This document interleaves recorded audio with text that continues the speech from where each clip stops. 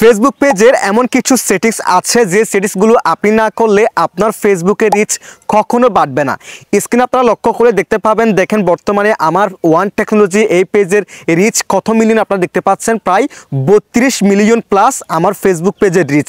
So সেক্ষেত্রে আজকের এই ভিডিওতে আমি আপনাদেরকে আমার সেই পেজে কী কী সেটিংস করেছি এবং কোন কোন বিষয়গুলো আমি লক্ষ্য রেখে কাজ করতেছি, বিস্তারিত সকল কিছু আজকের এই ভিডিওতে আপনাদের সাথে সহজ পদ্ধতিতে শেয়ার করব। তাই ভিডিওটি কোনো রকম স্কিপ না করে সম্পূর্ণ দেখবেন। আরেকটা কথা, আমার পেজটিকে অবশ্যই ফলো করে রাখবেন। যদি ভিডিওটি আমার ইউটিউব চ্যানেল থেকে দেখে থাকেন, চ্যানেলটিকে অবশ্যই সাবস্ক্রাইব করে রাখবেন। So guys, first of all এখান থেকে আমি আমার ফেসবুকের অফিসিয়াল অ্যাপসটাকে ওপেন করে দিলাম। অ্যাপসটাকে ওপেন করে দেওয়ার পর আমি এখান থেকে ড্যাশবোর্ডের এই অপশনে ক্লিক করলাম এবং বর্তমানে আপনারা এখানে দেখতে পাচ্ছেন আমার কত মিলিয়ন এখানে ইমপ্রেশন হয়েছে সেটা আপনারা খুব সহজে দেখতে পাচ্ছেন। এরপর দেখেন আমি একটু স্ক্রল করলাম। স্ক্রল করার পর আপনারা কি করবেন, এখান থেকে পেজ রিকমেন্ডেশন এই অপশনে ক্লিক করবেন। যদি আপনি প্রোফাইল থেকে চেক করেন তাহলে প্রোফাইল রিকমেন্ডেশন এই অপশনে ক্লিক করে দিবেন। এই অপশনে ক্লিক করে দেওয়ার পর এখানে দেখেন আমার ক্ষেত্রে পেজ রিকমেন্ডেশন রিকমেন্ডেবল দেখাচ্ছে। অনেকের ক্ষেত্রে এখানে ফ্ল্যাগ কন্টেন্ট থাকতে পারে। অনেক সময় আমাদের ভিডিওতে কিছু একটা ভিডিও ইমফ্যাক্ট থাকার কারণে, কোনো ভিডিওতে একটুখানি সমস্যা থাকার কারণে সেই ভিডিওটি ফেসবুক এখানে ফ্ল্যাগ কন্টেন্ট হিসেবে ধরিয়ে দেয়। সেই ক্ষেত্রে আপনি দিনে 2-3 বার করে এখানে চেক করবেন আপনার পেজ রিকমেন্ডেশন ঠিক আছে কিনা, কোনো এখানে ফ্ল্যাগ কন্টেন্ট আসছে কিনা। যদি এসে থাকে সেই ফ্ল্যাগ কন্টেন্টটি আপনি এখান থেকে ডিলিট করতে পারবেন, ডিলিট করে দিবেন। যদি ডিলিট না করেন সেক্ষেত্রে আপনার পেজের রিচ কিন্তু কমিয়ে দিবে, আপনার পেজের রিচ বাড়বে না, ঠিক আছে। তারপর দেখেন এখান থেকে পেজ স্ট্যাটাস এই অপশনে ক্লিক করলাম। এই অপশনে ক্লিক করে দেওয়ার পর এখানে দেখেন আমার ক্ষেত্রে কিন্তু পেজ হ্যাজ নো ইস্যু দেখাচ্ছে। এখানে আমার সব কিছু ঠিক আছে দেখাচ্ছে। আপনার যদি এরকম থাকে আপনার সব কিছু ঠিক আছে। যদি এখানে কোনো সমস্যা থাকে সেক্ষেত্রে সেটাকে সংশোধন করে নেবেন। এই তো গেলো আমাদের 1 নাম্বার টিপস। দেন আমরা কি করব, এখান থেকে 3 লাইন মেনু এই অপশনে ক্লিক করব। এরপর আমরা এখান থেকে সেটিংসের এই অপশনে ক্লিক করব। সেটিংসের এই অপশনে ক্লিক করার পর একটা স্ক্রল করব। স্ক্রল করার পর এখান থেকে মিডিয়া এই অপশনে ক্লিক করে দিব।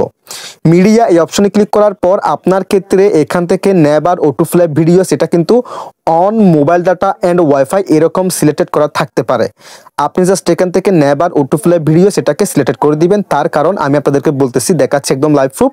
দেখেন আমাদেরকে যখন আমাদের ভিডিওতে যে কেউ কমেন্ট করে সেই ক্ষেত্রে আমরা কি করি, তাকে কমেন্টের রিপ্লাই দেওয়ার জন্য এখানে আসি।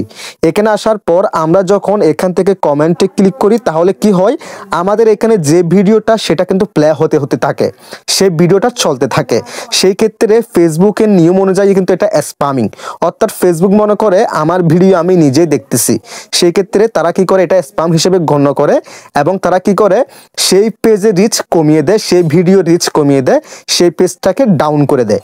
অর্থাৎ অটোফ্লে ভিডিওসটা আপনারা বন্ধ করে দিবেন।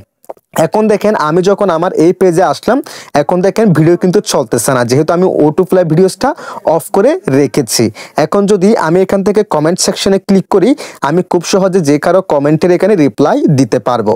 যদি ওই অপশনটা আমি অফ না করতাম সেক্ষেত্রে কি হতো, এখানে এই ভিডিওগুলো চলতে থাকতো। আমি যখন কমেন্টে রিপ্লাই দিতাম ভিডিওটি চলতে থাকতো। ফেসবুক মনে করতো আমার ভিডিও আমি নিজেই দেখতেছি, আমি স্প্যামিং করতেছি, ঠিক আছে। সেক্ষেত্রে এই বিষয়গুলো অবশ্যই লক্ষ্য রাখবেন।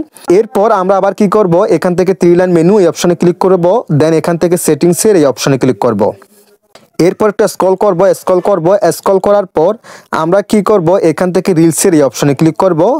দেন এখান থেকে এই অপশনটাকে অবশ্যই অ্যালাউ করে রাখবেন। অ্যালাউ করে রাখার পর এখান থেকে how people can find and contact এই অপশনে ক্লিক করবেন। দেন এখান থেকে এই 3টা অপশনকে অবশ্যই অন করে রাখবেন। দেন ব্যাকে ক্লিক করে দিবেন। এরপর এখান থেকে ফলোয়ার্স অ্যান্ড পাবলিক কন্টেন্ট এই অপশনে ক্লিক করে দিবেন এবং একই প্রসেসে এখানে আমার যে সিরিজগুলো আছে ঠিক এরকম আপনার সিরিজগুলো আপনি করে রাখবেন। এটা পাবলিক অনলি মি এগুলোকে পাবলিক করে রাখবেন, ঠিক আছে। সো এখানে আর তেমন কোনো সেটিংস নাই। এরপর লাস্ট যে সলিউশনটা আপনাদেরকে দিব সেটা হচ্ছে অ্যাক্টিভিটিস। আপনাকে রেগুলার ভিডিও আপলোড করতে হবে, লম্বা ভিডিও আপলোড করতে হবে, রিলস ভিডিও আপলোড করতে হবে, ছবি আপলোড করতে হবে। তাহলে যদি আপনি অ্যাক্টিভিটিস দেখাতে পারেন তাহলে সেক্ষেত্রে ফেসবুক খুব শীঘ্রই আপনাকে নোটিফিকেশনের মাধ্যমে কন্টেন্ট মনিটাইজেশন দিয়ে দিবে এবং ইনকাম করার সুযোগ দিয়ে দিবে, ঠিক আছে। সো আমি মূলত এই কাজগুলো করে আমি আমার পেজটাকে এতটুকু করেছি, এত বড় করেছি। দেখতে পাচ্ছেন বর্তমানে 4,41,000 ফলোয়ার্স। সো আপনি যদি এই টিপসগুলো অ্যাপ্লাই করেন তাহলে আপনি খুব শীঘ্রই আমার মতো আপনার পেজটাকে বড় করতে পারবেন।